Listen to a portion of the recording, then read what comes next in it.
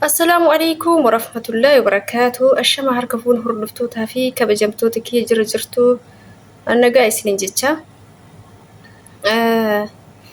جولين كينا كسعودي جران والله باي ركوش ما كيس جر جيتشو ركوم بي سعودي كيس جر حماتي جر دانغا دربي جر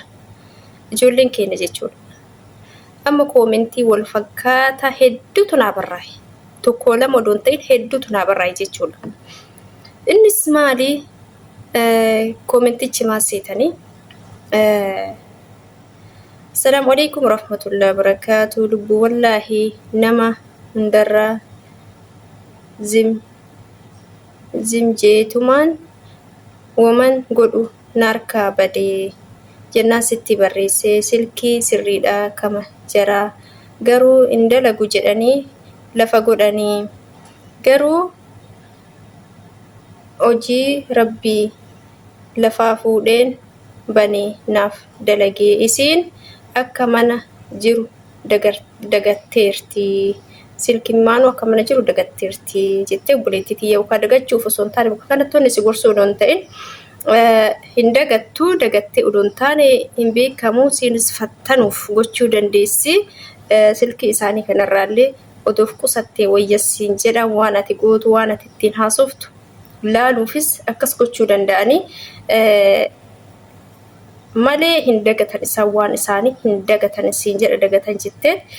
waan isaaniitti hin fayyadamin siin jedha baay'istee waan mistira fayyadamtu yookaan odoo namaa waa barreessiteeni dafiitii keessaa balleessisiin jedha. Dagatteerti jettee dagatteeti miti habiibtii tiyyaa hin dagattu isin kanaaf of eeggadhu siin jedha. Namiidhaa jirti damooza harkaa qabuutu na dhoowwatte damooza isii biraa qabduyyuu hin dhoorgatte ji'a 5 mulu ka ji'a 5 na dhoorgatte jechaa jirti. Obboleettiin keenya kun koomentii baay'ee na barreessite maal jetteetti lubbuu keetitti gamtaa koomentii kee amma osoo lubbuu fi baasuu qalaalii ta'ee jechuu keetii barreeffama keetii irratti qubee wal harka sirkaadha malee waan akkana yaadina ijoolleen keenya womtuu homuyyuu yoo isin irratti cime waan akkana ofirraan ga'uuf hin yaadina isiniin jedha sirrii miti wanta akkana waan akkana yaadu sirrii miti isiniin jedha miira keessa galtanii waan akkana yaadu sirrii miti warra keessaniif maatii keessan ka biraa yaataniif ka achiisin dheebotaa jiraniif haadha teessan miskiin achiisin dheebotaa jirtuuf yaada haguunfee tanuu yoo cinqamtan dhugaadha nama dhukkuba namatti dhagayama akkasittuu akka harreetitti hojjetaa reebamaa arrabsamaa hirriba dhabaa nyaata dhabaa boqonnaa dhabaa akkasittuu yoo damooza nama dhoorgatan baay'ee namatti dhagama dhugaadha garuu fayyaa kee wanni caale hin jiru ati eebjuu meeqa qabda waa meeqa eebjataa jirta boru haadha taata haadha ijoollee taata duniyaan homaa miti borus ni argatta ka hadhaa dhabdus ilaa hatta ka ji'a 5 miti ka hoggaa tokkooyyuu osoo si dhoorgatte duniyaa tana rabbiin dhima bakka sii buusa ati immoo haganaaf sittee nin darbaa carrama kiyya jedhiiti obsiitii uftas gabbeessi bira darbe boru rabbiin si uyyuu madaami si godha waan ta'eef atuyyuu boru nama qaxaratu danda'u hadda qaxaramteetu wamtee reebamtus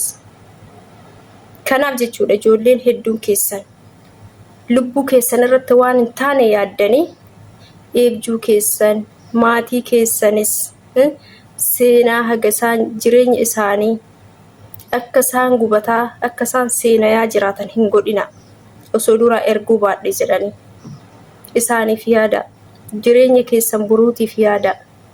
yookaan ilmoo qabdan warri kana jettan kunoo ka daa'ima qabdan yookaan gana hawwiin keessan ofofoo gaa'ila godhattanii daa'ima godhachuuf yaaddan ganaa duniyaanuu waliin agarre lubbuu keessanir yaa rabbii kiyya dhabus tadalagadhe tana dhabus dafqa kiyya dhabus sitti ol kennadhe nagaumaan lubbuu kiyyaan haadha kiyyatti nagalchii jedhaati du'aayii godhadha ganamaa galgal gaafa san keessan tas gabbaayaa deema jechuudha ijoolleen keenya kanaan isiniin jedha koomentiin inni lammaffaa immoo obboleettii tiyya ani erga dhufee Saa'udii dhufee mindaa koonaaf hin kennanii yeroo hundaa boo'een fudhaa amma immoo sirumaa na dhoowwatanii garaan koo na gubateera akkam godhaa jette buleetti tiyya. Yoo sii kennan sii kennan yoo sii kennuu baatanis ati bilbila yoo qabaatteetiin hin jetti bilbila mataa keetii yoo qabaatte gama tiktookiitiin warroonni seeraan jaratti suutaan bilbila sirraa fuudhanii jara dubbisan hin jira karaa seeraatiin jechuudha. Karaa imbaasiitiin suutaan yoo ta'e malee akkanumatti ati gadi baatee yoo ka himattu ta'e isaanuu booda rakkoo sirraan gaan dingata yoo argan waan ati babarreessitu kana obboleeyyan kee jechuudha. Suutaan nama isin gargaaruu danda'u yookaan yoo bilbila harkaa qabaattan maatii keessanitti himadhaati. Waan akkanaa naa goosisaa rakkataatiin jira akka sagaleen kiyya naa dhagaamu jedhaatii fira keessanitti himaa jala. Firri keessa sagalee isinii ta'a. Hatta ijoollimmaan hiriyyaa yookaan achitti walitti dhufte yoo jiraatte. Isin maan akka nama sagalee isinii gootu akka nama sagalee isiniif ta'u isinii barbaaddu godhaa malee ofii keessanii akkuma argitan bakkuma argitanitti hin barreessina. Maaliif isiniin jedhe bilbila keessan isinirraa fuudhanii fattashan. Gaafa isaa isinirraa fuudhanii fattashanii himannaa kee kan waan ati haasoftu waan ati barreessitu kan googilii keessa galchanii hiika isaa gaafa hubatan jechuudha. Tasa bilbila sanis akka itti arganne si godhanii taanuu caalaayyuu si ukkaamsaa deeman jechuudha. Kanaaf suutaan jalaan suutaan amma micatti dheengaddaa mana natti cufan waggaa tokkoof ji'a 5 mana natti cufaa bofa lamatu mana keessa jira. Waggaa tokkoof ji'a 5 guutuu ganama gizee dalagaa deemtu natti cufaa na biraa deemti. Shinti beetii illee gizee dhaqinaan jetti. Shinti beetii dhaqee kifilii takkatti keessa taa'a. Bishaan hin jiru midhaan hin jiru achi keessa.